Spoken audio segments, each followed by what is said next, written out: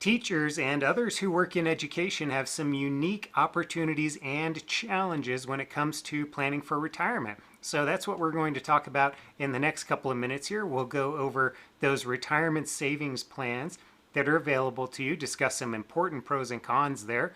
We'll go over pension plans, guaranteed income for life, and we will also discuss how Social Security might be affected if you don't pay into the Social Security system. We'll start with what your school district might call defined contribution plans. And these are the ones where you choose how much goes in. So you select an amount that comes out of your paycheck. There may also be an obligatory amount that goes in, but you primarily choose how much is going to go in there, and that affects your ultimate retirement benefit when you stop working. You also typically choose the investments. So you select whether you want to be on the high end of the risk spectrum or the low end or somewhere middle of the road. So you have a lot of choice and control over that. And finally, in many cases, you can choose to contribute on a pre-tax basis and reduce your taxable income, or you can do the Roth after-tax contributions, and that allows you to prepay your taxes so that ideally, if you meet all IRS requirements later, you don't have to pay income taxes when you take that money out. And in fact, for many new teachers, making Roth contributions might be a good idea because in your early years, you might be in your lower earning years, and that would be expected to improve over time. In most systems, your options are the 403B plan, a 401k, or a 457B, and you might have access to several of these or maybe even all of them depending on your school district. So which one is best? Well, to figure that out, it's smart to compare costs. So look at the investment costs, look at other costs that might be inside of those accounts. And in some cases, it's not always true, but in a lot of cases, those older 403B plans can sometimes be expensive. So you really want to look at, especially if it's an insurance product, what kind of costs are inside of that, and can you possibly do better if you look at the 457 or the 401k, for example. You would also want to just look at the features available in each type of plan. So what are the investments available? Are they the types of things you want to put your money into? Is there going to be an early withdrawal penalty if you take money out? For example, a 457B typically would not have that. So that could be appealing for those who want to retire before age 59 and a half. There may be some benefits to pulling money out of that early. It's important to know about surrender charges. So again, if it is an insurance product, you want to know if that money needs to stay in there for a certain number of years or if you'll have to pay extra as you pull those funds out. You would also want to know about catch-up contributions. So most of these allow you to contribute more after age 50, but the 403B and the 457 might have an additional catch-up contribution available. So that can allow you to sock away some extra money if you're getting near the end of your working years. Now, just a friendly reminder that this is just a short video, so it can't tell you everything you need to know. I hope you'll do a lot more research and maybe speak with a professional, certainly with a tax expert and tax preparer, so that you can get all of the information you need to make the right decisions. So now let's get into those defined benefit plans. These provide an income for the rest of your life after you stop working.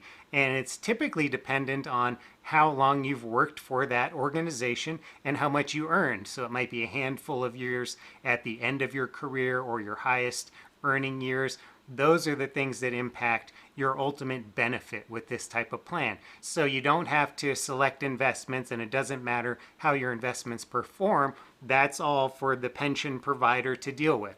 It's your years and your income that add up. Now, you are typically funding this, or you're helping to fund it, because they will often take some money out of your pay to put the assets together that are eventually going to create your retirement paycheck. These plans can be simultaneously very simple because it's pretty easy. You just make a decision and stop working and get your income. And at the same time, they can be kind of complicated because you may not completely understand what's going on behind the scenes. So I would suggest just contact your human resources department, the benefits department. They often have representatives who are very helpful and very eager to help you figure out how exactly the pension plan is going to work for you. So how much income you might get, what are the different options you can choose for beneficiaries, for example, if you want the income to continue going to somebody after your death.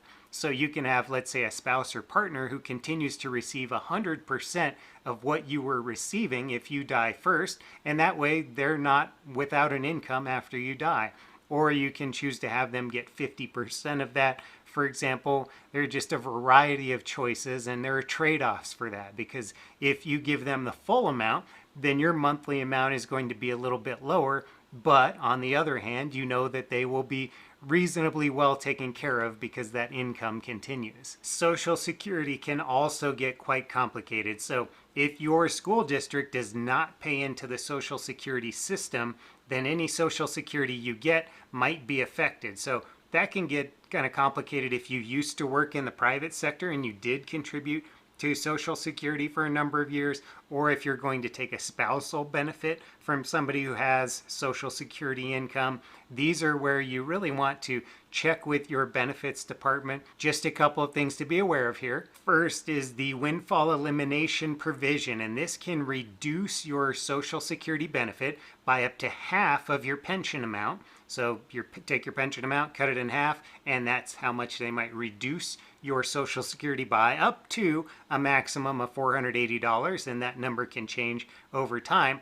But this can be a reduction in the amount you get, and losing $500 a month can be significant when you're in retirement. The windfall elimination provision has some complicated rules though, so if you satisfy certain requirements, there won't be any reduction when there otherwise might have been. So these are things, again, where you want to look at your situation very carefully, go through the Social Security rules, and speak with your system, your retirement system, and figure out whether or not you might be affected. There is also the Government Pension Offset, GPO, and this would apply to benefits that you're going to get on a spouse's record. So that's not on your own Social Security work record, but if you are going to take a spousal benefit, let's say 1/2 of your spouse's retirement income, or even a survivor benefit, the amount you get from Social Security might be reduced by up to 2/3 of your pension amount.